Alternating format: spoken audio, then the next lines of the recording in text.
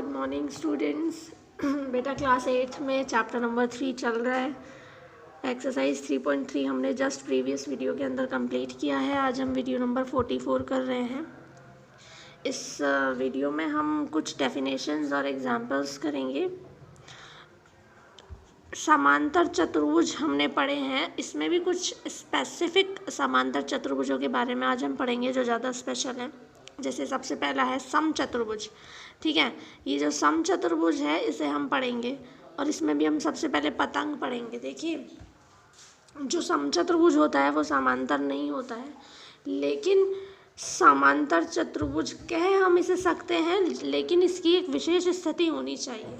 मतलब कि समचतुर्भुज जो होता है, रोम्बस जो मतलब समचतुर्भुज जो है, इसकी अगर एक विशेष स्थिति हो तो हम इसे समचतुर्भुज कह सकते हैं। समचतुर्भुज यानी कि रोम्बस। ठीक है, जो समांतर चतुर्भुज भी होगा। देखिए, जर्नली समचतुर्भुज और समांतर चतुर्भुज अलग अलग होते हैं, लेकिन एक स्पेशल स्थिति ऐसी आती है जहाँ पर हम समचतुर्भुज को समांतर चतुर्भुज भी कह सकते हैं।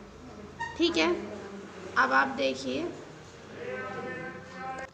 इस तरीके की देखिए पतंग होती है, लेकिन अगर इसे इस तरीके का कर दिया जाए तो ये एक समचतुर्भुज और समांतर चतुर्भुज दोनों हो जाता है। तो इस बेस्ड हम क्वेश्चंस करेंगे, एग्जांपल्स करेंगे। देखिए उन्हें, पहला एग्जांपल देखिए, RICE एक समचतुर्भुज है। ठीक है, ये एक समचतुर्भुज है RICE।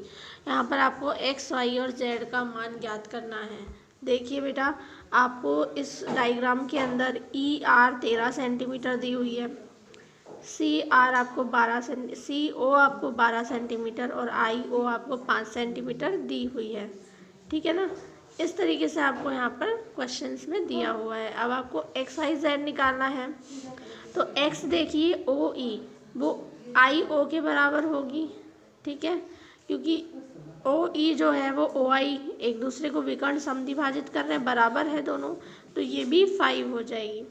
ठीक है, अब आप बात करेंगे y की। तो देखिए ये 12 है तो ये भी 12 होगी। और फिर आपसे पूछा है z कौन सी आकृति है, ये वाली। तो देखिए समचतुर्भुज है तो उसकी लाइनें तो आपस में बराबर होंगी, रेखाएं बराबर होती हैं। तो ER जो है वो बराबर होगा RI के, तो इसलिए 13 सेंटीमीटर हो जाएगा।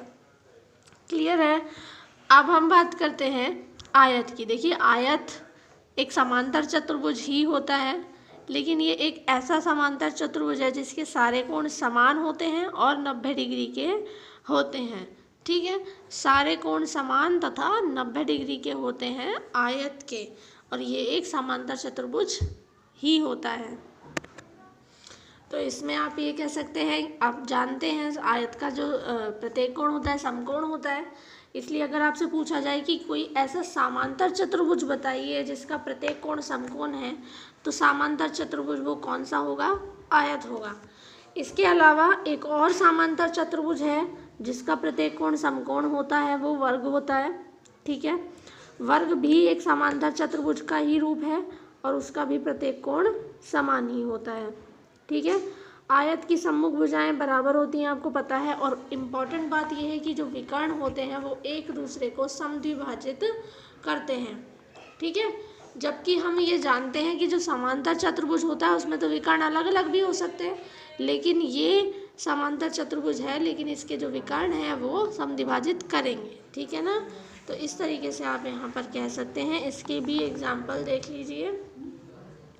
RENT एक आयत है, RENT एक आयत है, इसके विकर्ण O पर प्रतिच्छेद करते हैं, x का मान निकालना है। देखिए बेटा, आपको पता है कि ये जो विकर्ण है ना, ये आपस में समद्विभाजित करते हैं और बराबर है।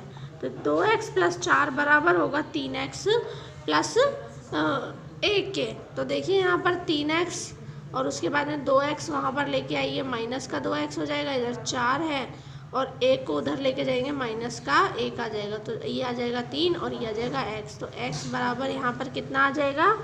3 आ जाएगा। x बराबर 3 हो जाएगा। ठीक है, इसके बाद में आप देखिए क्वेश्चन नहीं, अब हम वर्ग के बारे में देखेंगे। वर्ग जो होता है एक आयत भी होता है, समांतर चतुर्भुज भी होता है।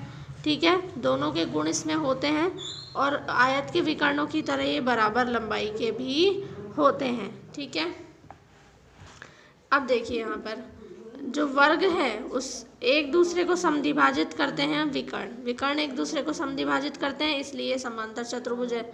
बराबर लंबाई के हैं तो आयत भी है। एक दूसरे को समकोण पर भी समद्विभाजित करते हैं, ये इसमें एक इम्पॉर्टेंट फीचर है कि ये समकोण पर भी समद्विभाजित करते हैं। ठीक है बेटा, तो ये थी हमारी डेफिनेशंस। अब हम नेक्स्ट वीडियो के अंदर एक्सरसाइज 3.4 करेंगे। तब तक इन डेफिनेशंस और एग्जांपल्स को CW में नोट कीजिए। Thank you.